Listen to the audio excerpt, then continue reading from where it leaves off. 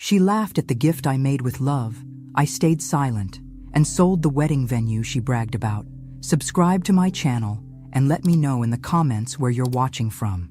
This is my story. The brush strokes were still wet when I wrapped the canvas. Every shade captured 4 generations of our family in oil paints, with spaces for future children. I'd worked for weeks, my arthritic fingers cramping, but I pushed through the pain. This was my olive branch after 45 years of estrangement. "Grandma has a special gift for you, Amber," Caroline announced with artificial sweetness. The rehearsal dinner guests turned to watch as I carried the large package toward my granddaughter. My heart hammered against my ribs. At 72, I wasn't used to being the center of attention, especially in this Boston mansion filled with people who made me feel like an intruder. What could it be? Amber's smile tightened. She wore a designer dress that probably cost more than my monthly pension. "I made this for you, sweetheart." My voice wavered as I handed her the carefully wrapped canvas, "for your new home with Ryan." Her manicured fingers tore through the paper. The room fell silent as the family portrait was revealed. I'd poured my soul into capturing Thomas's eyes, my son's eyes, the same shade as my late husband David's. I saw it immediately, the flash of disgust before Amber composed herself. How traditional. Her voice dropped to a stage whisper. She held the painting awkwardly, like something found in the trash. "Thank you, Grandma. We'll find somewhere special for it." She snapped her fingers at a server. "Could you please take this somewhere safe?" The young man whisked away my heart's work before I could say another word. "Now, about the flowers for tomorrow." Caroline seamlessly redirected the conversation. I retreated to a corner, my cheeks burning. Thomas avoided my eyes, focused on his bourbon. I should have been used to his indifference after 45 years. Hours later, I slipped away seeking quiet. Following laughter down a hallway, I slowed my steps. "Seriously, the look on her face," Amber was saying, her words slurred from champagne. "As if I'd hang that monstrosity in our new place. What will you do with it?" A bridesmaid's voice. "That thing? God, it belongs in a thrift store. My grandmother lives in some fantasy world where her little paintings matter. As if throwing money at my wedding makes up for abandoning my dad when he was 8. The glass of water in my hand slipped, shattering against the marble floor. The laughter stopped. I stood exposed in the doorway, water seeping into my sensible shoes, as 4 pairs of eyes turned to me. Amber's weren't apologetic. They were challenging, so I didn't make a scene. I simply turned and walked away, my spine straight, despite the knife they'd plunged into my back. That night, alone in the guest room, I made a decision. No more sacrificial lamb, no more silent acceptance. They had no idea what I was capable of. The morning after the rehearsal dinner humiliation, I awoke before dawn. My body ached, but my mind was clearer than it had been in years. I dressed quickly and slipped out while the household slept. My rental car started reluctantly. I followed the GPS to Millfield, watching Boston's skyline recede. The 90-minute drive gave me time to think. Millfield hadn't changed much in the 30 years since I'd last visited. The same oak trees lined Main Street, their branches now fuller. I parked outside a cafe that occupied a storefront I once knew as Mitchell's Hardware. "Just coffee, please," I told the young waitress. My hands trembled as I called Dorothy Wilson, my former mother-in-law's housekeeper. I'd kept her number, one of the few connections to my past I'd maintained. "Maggie Sullivan," her voice crackled with surprise. "What brings you to call at 7 in the morning?" "I'm in Millfield, Dorothy, and I need your help." 20 minutes later, Dorothy's Buick pulled into the parking lot. At 84, she moved slowly, but with purpose. "You look terrible," she said, sliding into the booth. "I feel worse," I admitted. I told her everything. The wedding invitation that felt obligatory, the mansion that made me feel small, the painting they'd mocked, the words I wasn't meant to hear. "Those people," Dorothy muttered. "Your in-laws poisoned Thomas against you, and now his wife and daughter carry on the tradition." "I don't know what to do," I confessed. "Part of me wants to drive back to Connecticut and forget I ever came. Another part wants to fight," Dorothy finished. "It's about time, Maggie." "Fight how? They've had decades to build their narrative." Dorothy's eyes narrowed. "Did you ever wonder how your in-laws afforded that big house after retirement? How Thomas went to that expensive private school? They said David's life insurance covered the basics." Dorothy laughed sharply. "Life insurance. Right." She leaned forward. "When was the last time you saw Richard Hamilton?" "David's lawyer," Not since the funeral in 1980. Because Richard has been trying to find you for years. Your in-laws told everyone you'd moved abroad after David died. Then, when they passed in 2010, Thomas maintained the same story. Find me for what? For your money, Maggie. For your property. Dorothy's voice dropped. Did you know your husband bought shares in Lakeside Manor before he died?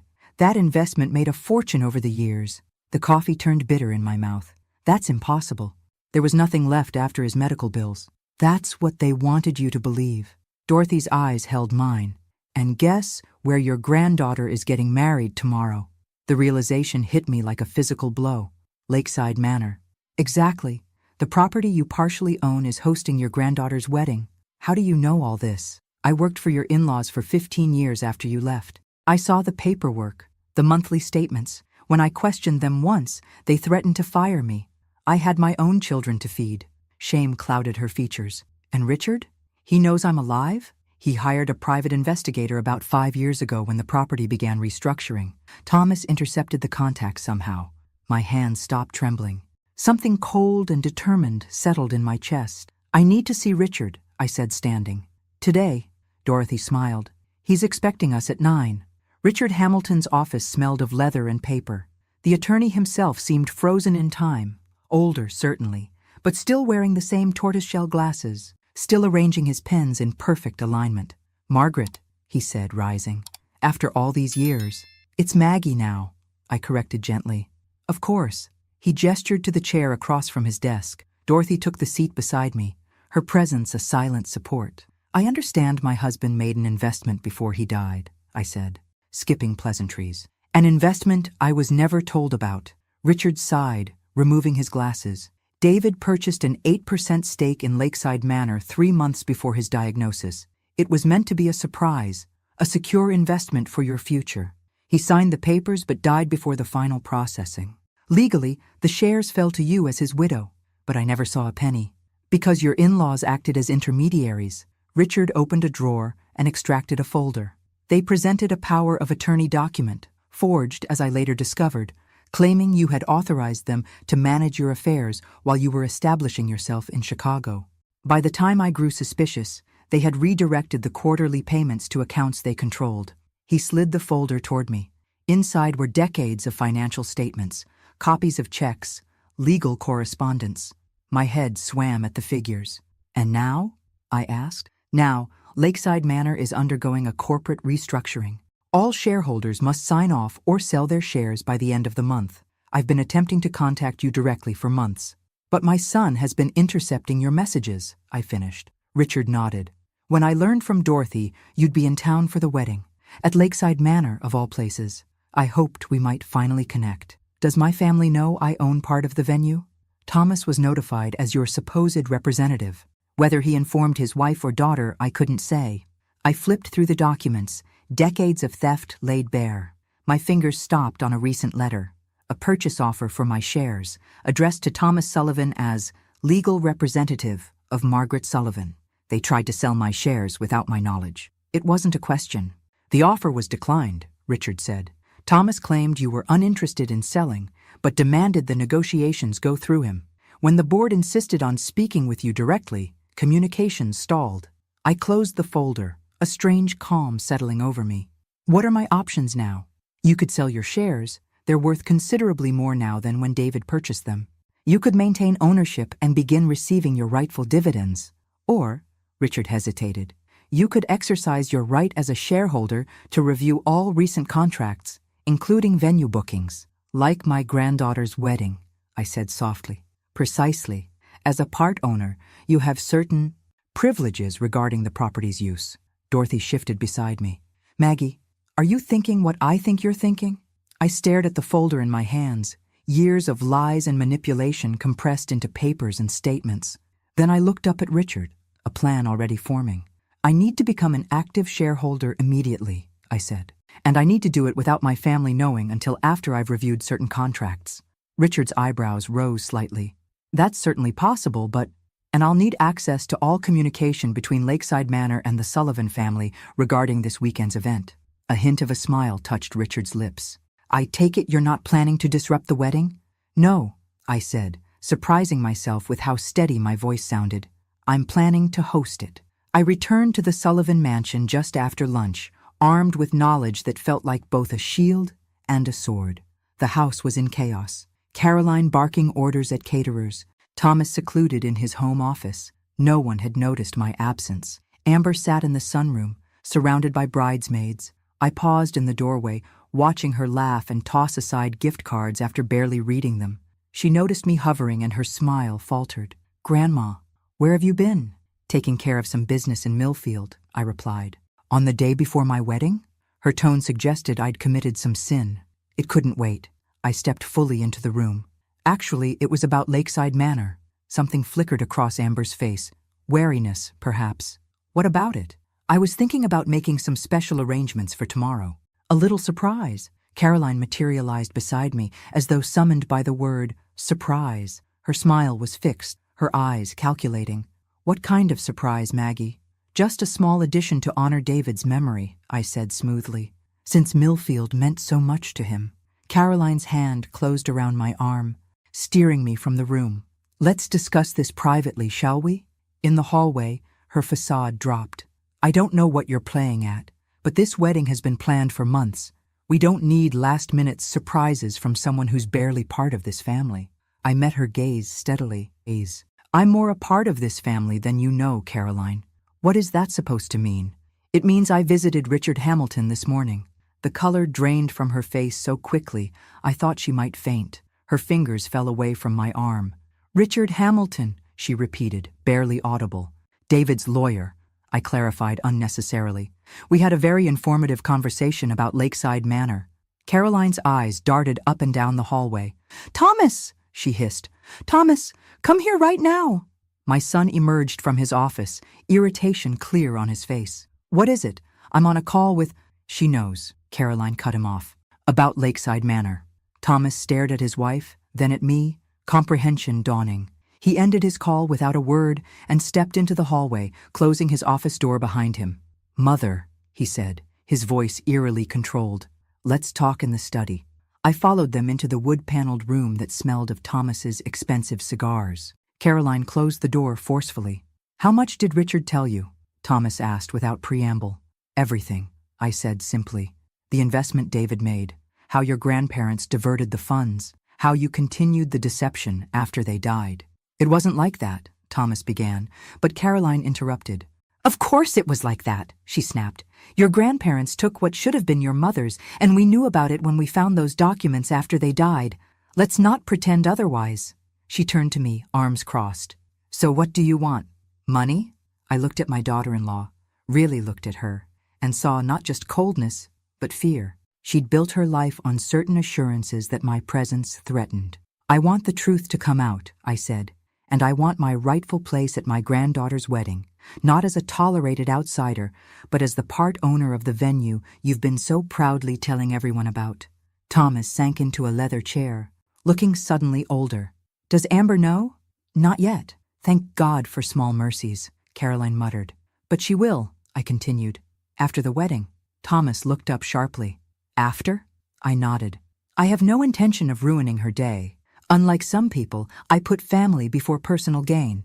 The barb landed. Caroline's perfect posture faltered, while Thomas had the decency to look ashamed. "What do you want from us?" he asked quietly. "Right now? Nothing. The wedding will proceed as planned. But afterward, we're going to have a long overdue conversation about honesty, family, and restitution." Lakeside Manor looked like something from a fairy tale. White columns wrapped in ivy, expansive lawns rolling down to the water's edge where autumn sun turned the lake to molten gold. Guests in formal wear milled about the garden terrace, champagne flutes in hand. I stood apart from the main crowd, taking it all in. This place, this beautiful property, had been partly mine for decades. Its profits diverted, its connection to me deliberately obscured. Yet seeing it now, I felt no bitterness, only a strange sense of homecoming. "Mrs. Sullivan?" A venue staff member approached. "The ceremony will begin in 15 minutes. May I show you to your seat?" "Thank you, but I know where I'm going." I smiled, enjoying the small power of familiarity with a place I'd only physically visited yesterday. I made my way to the ceremony area, where white chairs faced an arbor festooned with roses. The front row on the bride's side had a gap, the seat Thomas had grudgingly allocated to me. Not quite family, not quite stranger. Instead, I chose a seat in the third row, beside Dorothy. Close enough to see, far enough to observe unnoticed. Nervous, Dorothy whispered as I settled beside her. Strangely, no. And it was true. The shakiness that had plagued me since arriving in Boston had vanished. In its place was a calm certainty, not about what would happen, but about who I was. The guests took their seats as the music shifted. Thomas and Caroline processed down the aisle, picture perfect in their formal attire. If you didn't know them, you'd never guess the tension beneath their poised exteriors. Ryan and his groomsmen took their places by the arbor, his expression a mixture of joy and anxiety, normal pre-wedding jitters or awareness of the undercurrents threatening this family. The music swelled, heads turned.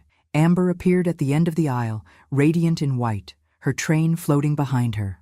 Alone, she'd insisted on walking herself down the aisle, a modern bride making her own choices. As she passed our row, her eyes flickered briefly toward me. No smile, but no coldness either, just recognition. The ceremony was beautiful in its simplicity, traditional vows spoken with genuine emotion, rings exchanged with trembling fingers. Whatever complications swirled around them, Amber and Ryan's affection seemed real.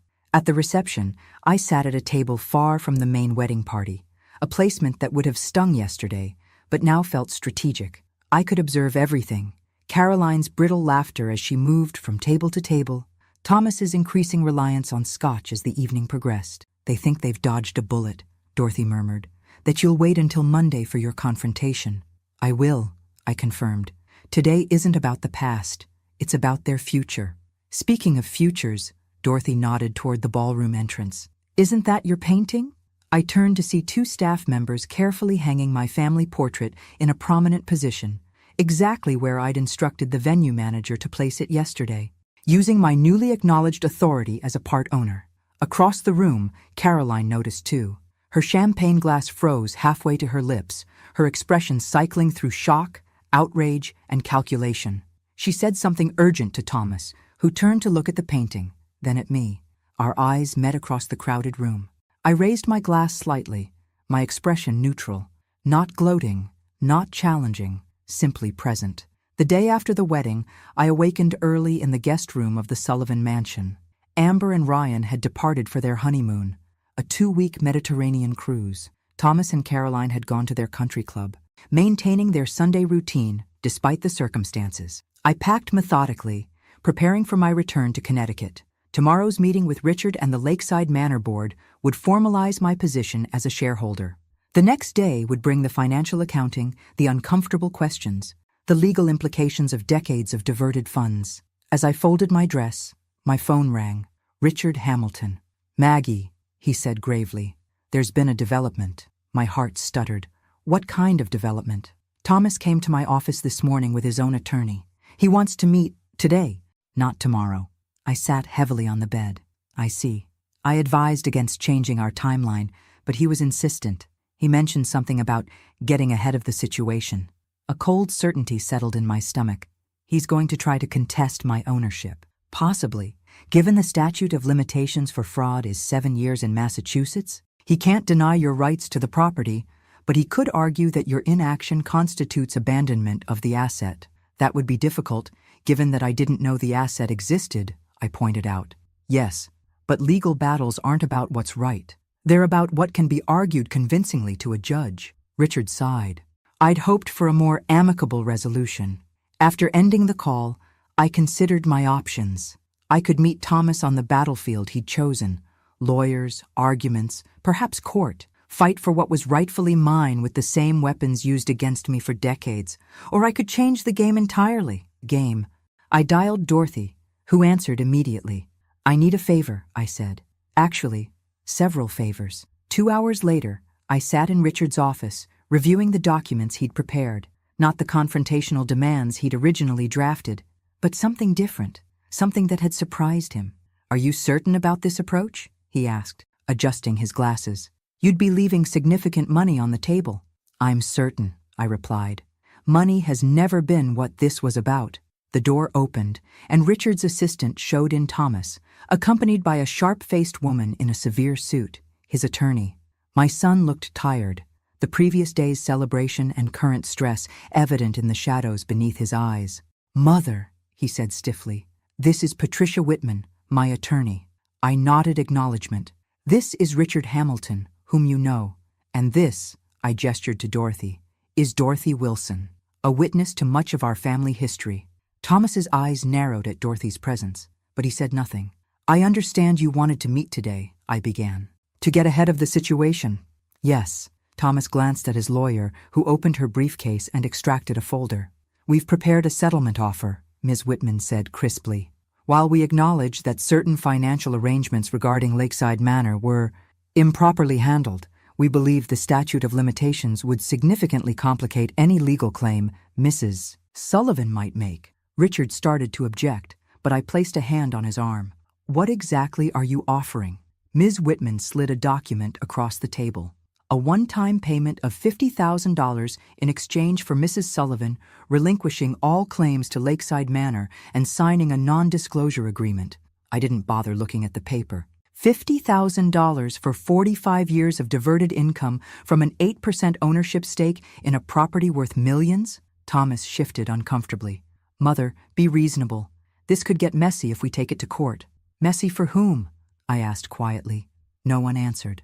I reached into my folder and withdrew the documents Richard had prepared at my request. "I have a counter-offer." Ms. Whitman's expression remained professionally neutral, but Thomas leaned forward slightly, wariness in his eyes. "I will transfer my 8% ownership of Lakeside Manor into a trust," I said, sliding the papers toward them. "The Sullivan Family Trust, with 3 beneficiaries, Thomas Sullivan, Amber Sullivan Reynolds, and any children Amber may have in the future." Thomas blinked. "A trust? As for the diverted income," I continued, "I'm establishing a scholarship fund with the money owed to me, approximately $1.2 million, according to Richard's calculations. This fund will support young artists from Millfield who need financial assistance." "I don't understand," Thomas said slowly. "You're giving it away?"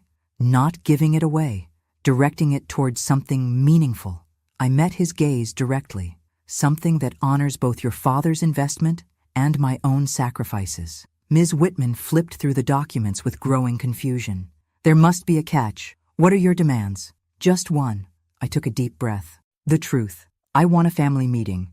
You, Caroline, Amber, when she returns from her honeymoon. I want to tell my story, all of it, with Dorothy present to corroborate the parts she witnessed. And I want you to listen. Really listen." Thomas stared at me. "That's all you want? To tell your side?" "That's all I've ever wanted." "Thomas, for 45 years." Ms. Whitman leaned toward my son, whispering urgently, but he waved her off. "When?" he asked simply. "When Amber returns. This involves her too." Thomas studied the documents for a long moment, then looked up with an expression I couldn't quite read. "You could take everything. Why aren't you?" "Because it was never about the money," I said softly. "It was about being erased from my own family's story." As they left with copies of my proposal, I felt lighter than I had in decades, not because I'd won. There were no winners in this family tragedy, but because for the first time since David died, I was acting rather than reacting. "Well," said Dorothy after the door closed, "that wasn't what I expected." Richard shook his head, a reluctant smile forming. "Nor I. But I think, Maggie, you may have found the one approach they weren't prepared to fight." "Which is?" "Generosity," he said simply. "The one weapon they've never used themselves." That evening, as I drove back to Connecticut, Dorothy called with surprising news. "Thomas contacted me," she said. "He's been asking questions about what really happened after David died, about the letters his grandparents intercepted." "What did you tell him?" "The truth. That I saved copies of some of your letters, the ones I managed to rescue before his grandparents destroyed them. That I saw them tell him you never called when you called every Sunday. That they returned your gifts with 'address unknown' written on the packages." I gripped the steering wheel tighter. How did he react? He was quiet for a long time. Then he asked if I still had those letters. Dorothy paused. I told him yes. He's coming to see them tomorrow. "After all these years," I murmured, "he's finally asking questions." People can change, Maggie, even after decades of believing a lie. Sometimes I agreed, though part of me wondered if Thomas was simply looking for weaknesses in my position before our family meeting. Either way, the truth was finally emerging from the shadows. The 2 weeks of Amber and Ryan's honeymoon passed in a strange limbo. I returned to my Connecticut home, resuming my quiet routines. But everything felt different, as though I'd brought back a new version of myself from Boston. I painted differently too. Bolder strokes, brighter colors, less concern for others' judgment. The Maggie who cared desperately for approval had stayed behind in that mansion. Thomas called 3 times. Brief, awkward conversations about the family meeting scheduled for the Saturday after Amber's return. He'd signed the trust documents, he informed me. Caroline was processing the situation. Amber hadn't been told anything yet. She deserves to enjoy her honeymoon, he said, a protective note in his voice. I agree, I replied, surprised by his consideration. On his 3rd call, Thomas's tone changed. I've been to see Dorothy, he said, his voice strained. She showed me your letters, and the gifts you sent that were returned. I waited, my heart pounding. I don't know what to say, he continued, except that I'm starting to see things differently. I've started seeing a therapist to help process everything. It wasn't an apology, but it was the first crack in the wall between us. When the day of the family meeting arrived, I dressed with care in a deep green suit I'd bought specially. Dorothy picked me up in her Buick, and we drove to Millfield together. Thomas had suggested the Millfield Inn, a neutral location, not his home with its loaded history, nor Lakeside Manor with its complicated ownership. They were already seated when we arrived. Thomas, Caroline, Amber, and Ryan. My entrance stilled their conversation. 4 pairs of eyes tracking my movement as Dorothy and I took our places. Thank you for coming, I said, my voice steadier than I'd expected. Amber looked tanned and rested from her honeymoon, but confusion clouded her features. Dad said this was important family business. Something about Lakeside Manor? Thomas cleared his throat. Yes, but it's complicated. More than I initially explained. Maybe we should start at the beginning, I suggested gently. With the truth, all of it. Caroline shifted uncomfortably but remained silent. Thomas nodded, looking unexpectedly vulnerable. I began my story, not with recriminations, but with love. My love for David, his diagnosis, our desperate financial situation, the impossible choice I'd faced, stay with my 8-year-old son but watch my husband die without treatment, or accept the job in Chicago that offered health insurance and enough income for specialized care. Your grandparents presented it as an easy solution, I told Thomas. They would care for you while I established us in Chicago. Once David was receiving treatment and I had secured housing, you would join us. I remember being afraid of moving to Chicago, Thomas said quietly. Afraid of hospitals. Grandma and Grandpa said I could stay until Dad got better. Yes, I nodded. What you couldn't have known was that they never intended for that arrangement to be temporary. They'd always resented David for taking me away from Millfield. Dorothy spoke up, describing how my in-laws had intercepted my letters, told Thomas I was too busy with my new life to call, gradually rewriting the narrative until I became the villain. I worked in their home, she said. I saw it happen, day by day. The half-truths that became outright lies, the gifts from your mother that disappeared before reaching you. Thomas's face had gone pale. I remember asking why Mom never called. Grandma said the long-distance charges were too expensive for her. I called every Sunday at 4 p.m., I said softly. For 2 years, until they changed their number without telling me. Amber was watching her father intently, her expression unreadable. Why are you telling us this now, after all these years? I explained about Lakeside Manor, about David's investment, about the decades of diverted funds. As I spoke, Caroline's posture grew increasingly rigid, while Thomas seemed to physically shrink into himself. So you own the venue where we got married, Amber said slowly. And you knew before the wedding. I found out the day before the rehearsal dinner, I confirmed. And you didn't say anything? There was an accusation in her voice, but also confusion. You let the wedding happen, knowing what? I asked gently. That your grandparents lied? That your father continued a deception he may not have fully understood? Those weren't your burdens to bear on your wedding day. But they're our burdens now, Ryan said, speaking for the first time. He placed his hand over Amber's on the table. All of this history, it affects all of us. Yes, I acknowledged, it does. That's why I've chosen to handle it the way I have. I explained my decision about the trust, about the scholarship fund. Silence fell when I finished speaking. Thomas stared at the table, Caroline looked out the window, and Amber studied me with an intensity that reminded me of David. "I have questions," she said finally. "Lots of questions. I'll answer them all," I promised. "No more secrets. Why didn't you fight harder?" The question burst from Thomas suddenly, his voice raw. "If you loved me so much, why didn't you come and take me away?" The question I'd asked myself 1,000 times. "I tried," I said, my voice breaking. "I consulted lawyers, but your grandparents had resources I couldn't match. They threatened to expose David's mental health struggles if I pursued custody, information that would have destroyed his professional reputation and voided his life insurance." I took a shuddering breath. "And then, when you were 12, you told me yourself that you didn't want to live with me. Do you remember?" Thomas frowned, then understanding dawned. "The summer visit, when you came to take me to the lake." I nodded.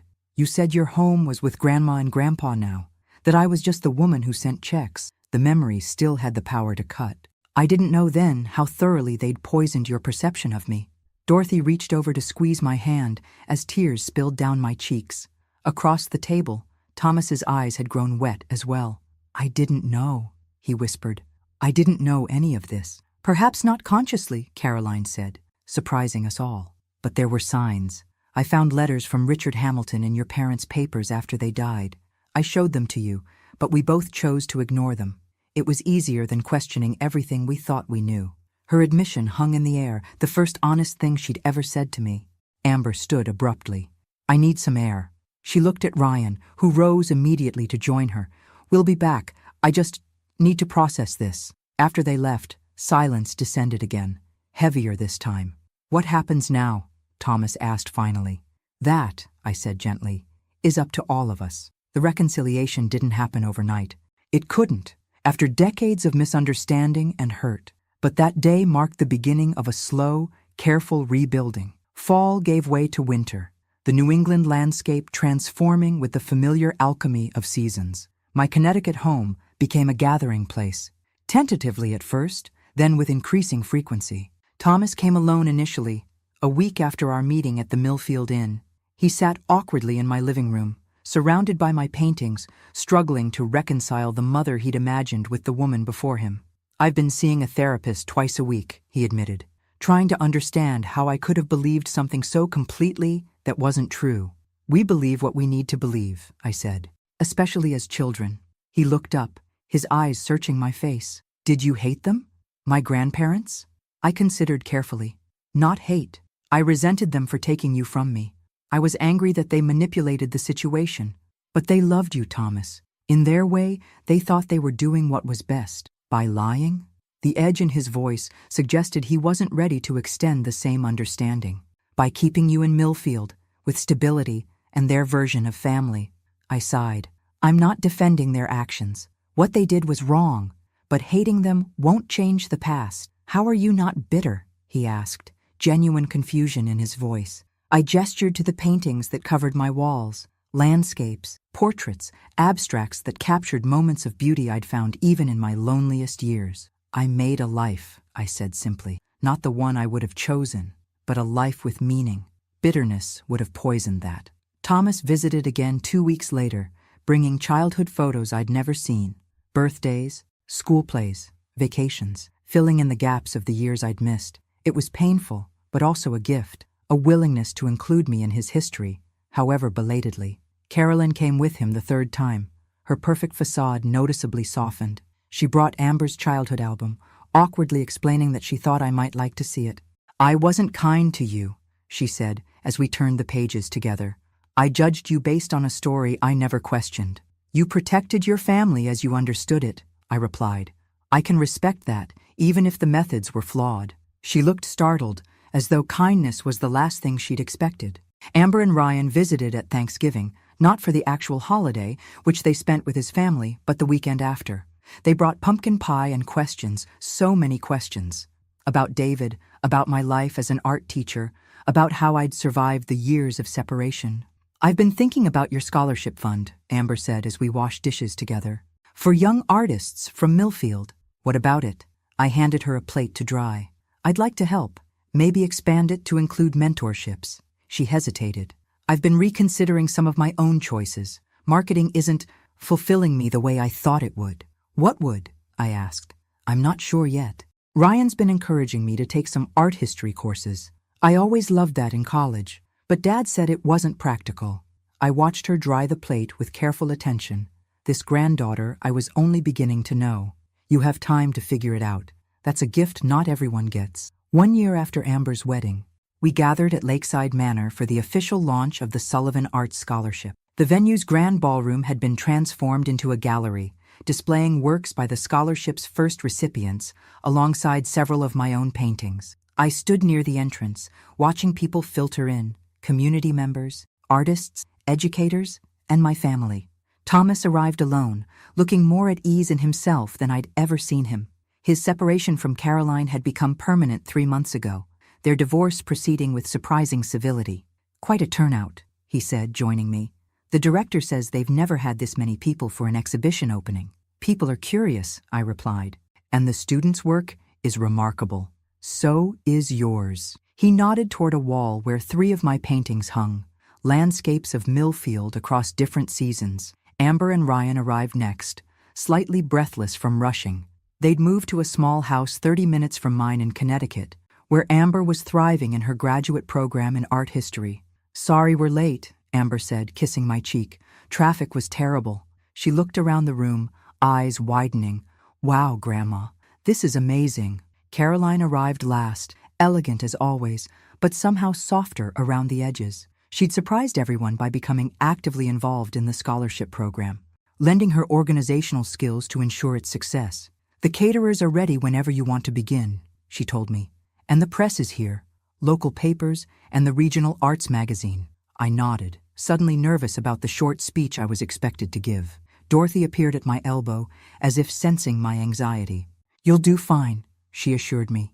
Just speak from the heart. The event director called for attention, introduced me with a brief biography. As I moved to the small podium, faces turned toward me, some familiar, many unknown, all attentive. Thank you for coming tonight, I began, my voice steady. The Sullivan Arts Scholarship was born from a belief that art connects us across time and circumstance, that it can heal wounds, bridge divides, and tell truths when words fail.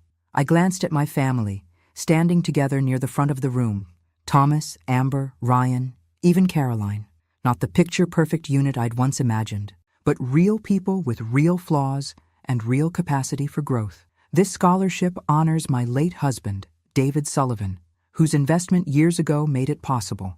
It honors the young artists of Millfield, whose talent deserves nurturing. And it honors the power of truth, sometimes painful, always necessary, to transform lives. After my speech, as people mingled and admired the artwork, Richard Hamilton approached me. Though retired, he'd remained involved in finalizing the legal structures for the scholarship and trust. Congratulations, Maggie, he said, raising his glass of champagne. David would be proud. I think he would, I agreed. Though probably surprised as well, Richard smiled. Life rarely follows the path we expect, does it? I glanced across the room where Amber was introducing Ryan to one of the scholarship recipients, her hands animated as she explained something about the young woman's painting technique. Thomas stood nearby, listening with genuine interest. No, I said softly. It doesn't. Later, as the evening wound down, I found myself alone in a quiet corner of the gallery. Dorothy joined me, easing her aging joints into a chair with a sigh. Well, was it everything you hoped? She asked. I considered the question carefully. It was different, better in some ways, harder in others. She nodded understanding. That's life for you. Never quite what you pictured. My gaze fell on the family portrait I'd completed in the spring, the centerpiece of my displayed work. Thomas had insisted it be included, despite its unflinching honesty. Or perhaps because of it.